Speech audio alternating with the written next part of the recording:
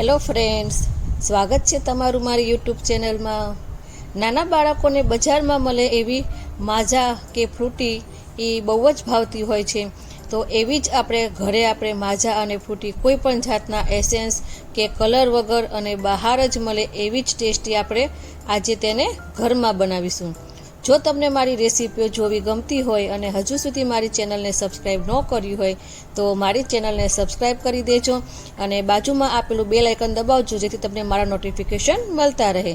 તો ચાલો આપણે જોઈએ તેની રેસીપી। માઝા કે ફ્રૂટી બનાવવા માટે મેં અહીંયા આગળ 2 પાકી જે મેંગો આવે છે એ મેંગો લીધી છે અને 1 કાચી કેરી લેવાની છે।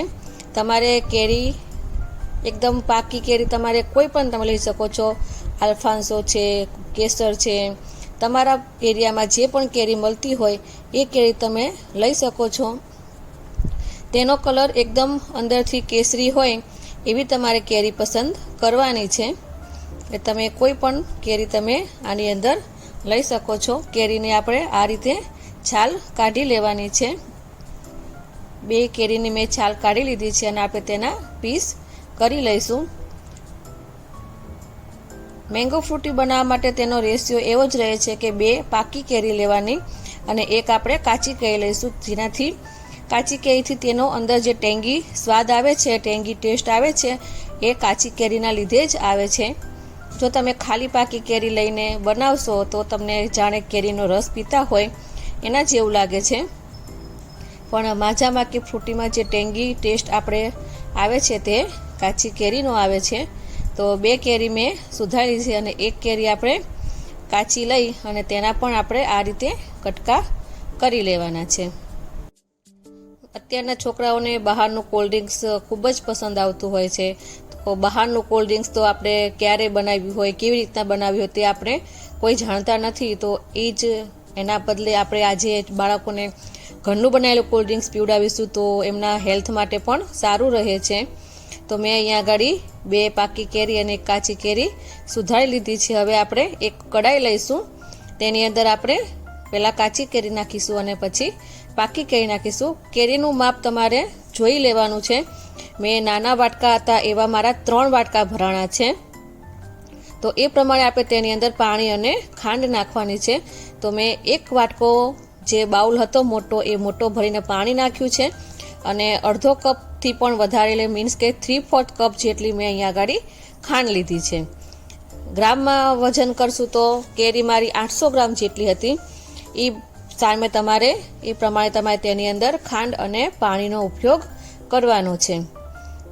તો તમારી પાસે જો તમારે એક બાઉલનું માપ લેવાનું છે, એ બાઉલ તમારે ભરી અને જો 3 બાઉલ ભરાય તો તમારે 6 બાઉલ જેટલું પાણી નાખવાનું। એક જ વખતમાં નાખી દેવું હોય તો એ પ્રમાણે નાખવાનું અને તમારે પાછળથી પાણી એડ કરવું હોય તો પહેલાં 1 બાઉલ મોટો ભરી કે 2 બાઉલ ભરી અને પાણી નાખી દેવાનું અને એની અંદર અડધોથી પોણા કપ જેટલી ખાંડ નાખી દેવાની। હવે આને આપણે બરાબર ચડવા દેવાનું છે, તેને ઉકળવા દેવાનું છે।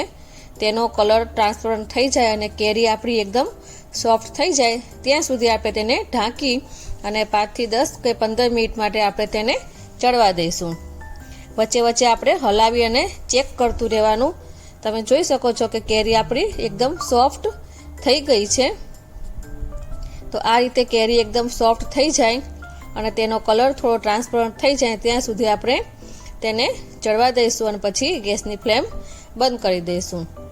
હવે થોડું ઠંડુ થાય એટલે તમારે તેને જો મિક્સચરની અંદર ક્રશ કરવું હોય તો તેને થોડું ઠંડુ થવા દેવાનું અને જો તમારે આ રીતે હેન્ડ બ્લેન્ડરથી ક્રશ કરવું હોય તો તમારે એને ઠંડુ થવા દેવાની જરૂર નથી। તેને તમે ગરમ ગરમમાં પણ આ રીતે પીસી શકો છો। તો બ્લેન્ડરની મદદથી હું આ રીતે કડાઈની અંદર જ એને એકદમ સરસ એવું પીસી લઉં છું। મિક્સચરમાં પણ એકદમ સરસ થઈ જાય છે અને બ્લેન્ડરથી પણ એકદમ સરસ એ રીતે પીસાઈ જાય છે। હવે આપણે એક મોટો બાઉલ લઈશું અને તેની અંદર આપણે એક ચાયણો રાખીશું અને તેની અંદર આપણે આ પલ્પને તેની અંદર ગાળી લેવાનો છે। અત્યારે મેં પાણી ઓછું નાખ્યું હતું એટલે આપણો પલ્પ એકદમ ઘાટો થયો છે। પછી પાછળથી આપણે પાણી એડ કરીશું થોડું।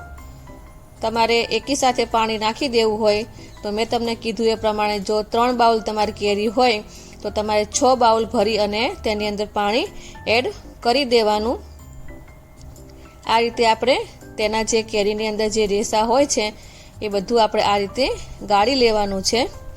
અને સરસ મજાનો પલ્પ આપણો બનીને તૈયાર થઈ ગયો છે. હવે આપણે આની અંદર થોડું પાણી એડ કરીશું,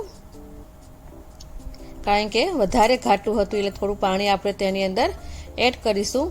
તમારી કેરી કેવી ખાટી છે એ પ્રમાણે તમારે સુગરની જરૂર પડશે, તો તમારે થોડોક ટેસ્ટ કરી લેવાનો. કદાચ ખાટું લાગે તો થોડી વધારે ખાંડની જરૂર પડે તો નાખી દેવાની. બધું આપણે હલાવીને મિક્સ કરીશું. અને તમે આને પલ્પને તમે સ્ટોર કરવા માંગતા હો તો તમે આને પલ્પને તમે એક કાચની બોટલમાં ભરી અને 10 થી 15 દિવસ સુધી તમે આને સ્ટોર કરી શકો છો. કારણ કે આની અંદર આપણે કોઈ પણ જાતનો પ્રિઝર્વેટિવ કે કલર કે કશું નાખતા નથી, એટલે તમે 15 દિવસ કે મહિના સુધી તમે આને યુઝ કરી શકો છો. હવે આપણે તેને ગ્લાસની અંદર બનાવીશું. તો ગ્લાસની અંદર આપણે બરફ નાખીશું અને આપણે જે ફ્રૂટીનો જે મેંગો પલ્પ બનાવ્યો છે એ આપણે નાખી અને તેની અંદર થોડું એવું પાણી એડ કરીશું અને બધું બરાબર હલાવીને મિક્સ કરી દઈશું. તો તૈયાર થઈ ગયું છે સરસ મજાનું આપણું બજાર જેવું જ એકદમ ટેસ્ટી અને હેલ્ધી એવું કોઈ પણ એસેન્સ કે કલર વગર સરસ મજાનું મેંગો ફ્રૂટી કે માઝા તમે જે પણ કહો એવું.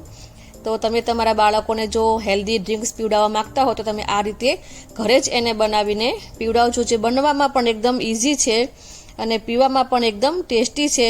તો તમને મારી રેસીપી ગમી હોય તો મારા વિડીયોને લાઈક કરી, શેર કરી અને મારી ચેનલને સબસ્ક્રાઈબ કરી દેજો. તો ફરી મળીશું આપણે નવા વિડીયો સાથે. Thanks for watching.